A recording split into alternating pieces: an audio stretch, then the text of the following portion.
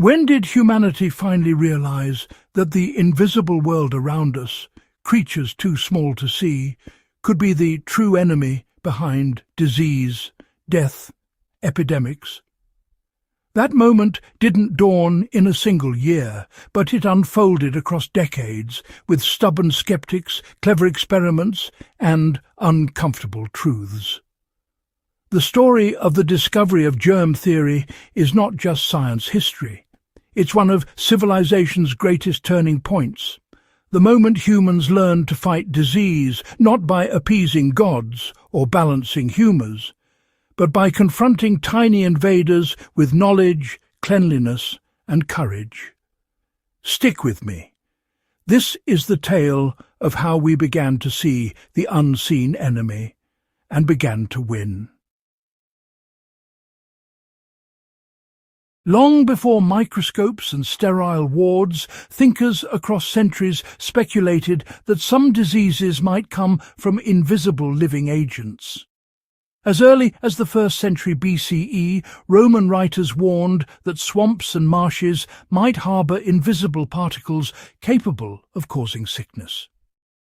In the mid-16th century, scholars such as Girolamo Fracastoro proposed that spores or unseen seeds of disease could transmit contagion.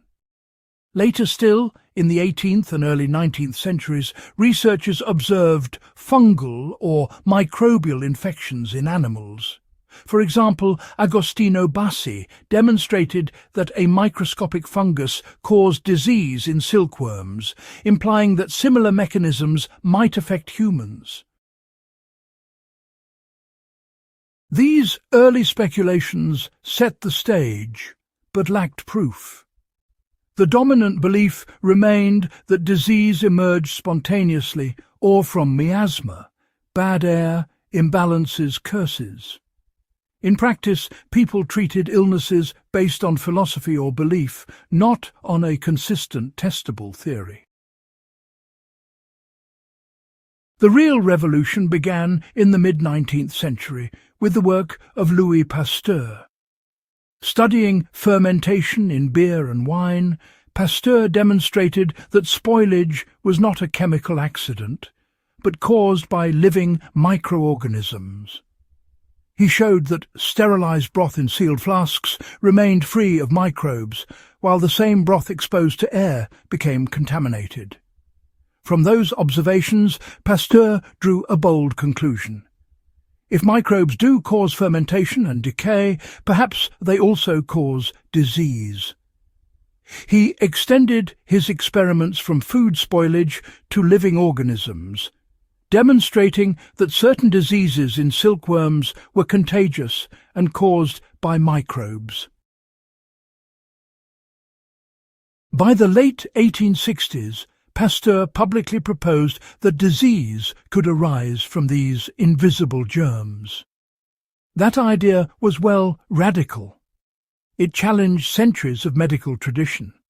The idea that disease was caused by bad air, imbalance, or even divine will. The implications, honestly, were enormous. Hygiene, sterilization, isolation, immunization, all became possible. Speculation alone was not enough. What the medical world needed was proof-clear evidence that specific microorganisms cause specific diseases. That proof came with Robert Koch, the German physician and microbiologist who built on Pasteur's work.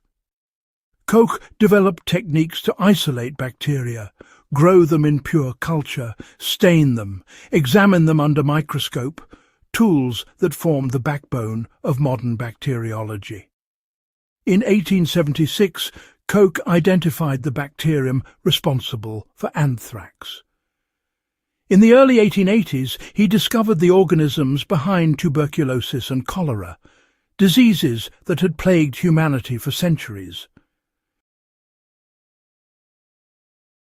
Through those discoveries, Koch gave germ theory a robust scientific foundation. Not just a plausible idea, but an empirically proven fact. He formulated criteria, later known as Koch's postulates, to test whether a microbe causes a disease. These advances transformed medicine.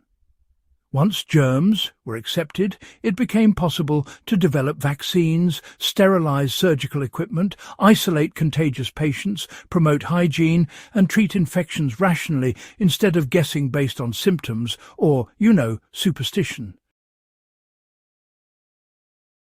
Despite the power of evidence, the shift to germ theory was not instantaneous. Many physicians and surgeons resisted it. Old ideas die hard. In some places, doctors still operated in blood-stained coats, without masks or gloves, because the practical implications of germ theory challenge not just scientific beliefs, but social norms, infrastructure, and economic interests. Furthermore, technology and public health systems lagged behind. Identifying germs under the microscope mattered little when rural clinics lacked sterile tools, sanitation, or training. In many parts of the world, traditional beliefs persisted long after germ theory became accepted in laboratories. Understanding the discovery of germ theory is not just academic. For any community, especially in low-resource or rural settings, its lessons remain live. First, infections are rarely mystical. They often have simple causes: contamination, lack of hygiene, poor sanitation, unclean water, improper food handling. Basic hygiene, boiling water, properly cooking food, cleaning wounds, washing hands, remains powerful. Second, whenever possible, use local adaptations of sterile or semi-sterile technique. For example, in a rural clinic, clean and boil instruments before reuse, keep wounds covered and clean, encourage hygienic birthing practices. When vaccinations or antibiotics are available, use them. But even without advanced medicine, the core of germ theory, cleanliness, isolation, prevention, still works. Third, for survivalists or self-reliant individuals, knowing this history strengthens preparedness. It shows that humanity's biggest leaps in survival didn't come from magic, but from understanding, testing, and adapting. If you travel, relocate, or live in rough conditions, carrying soap, water-filtering tools, disinfectants, protective tools, can be the difference between health and disaster. This legacy of Pasteur and Koch teaches us humility too. We may never see the smallest enemies, but we can learn to outsmart them. The discovery of germ theory changed everything. It turned medicine from guesswork and superstition into science. It gave birth to microbiology, vaccines, antiseptic surgery, antibiotics. It turned epidemics from unstoppable curses to preventable, or at least manageable, events. For anyone interested in history, survival, or public health, the germ theory story is foundational. It shows how understanding the invisible shaped civilizations and continues to protect millions. If you value the kind of deep, rigorous historical insight that reveals how our modern world was built, I invite you to subscribe, share this video, and join me on the next journey through the hidden history that shaped humanity.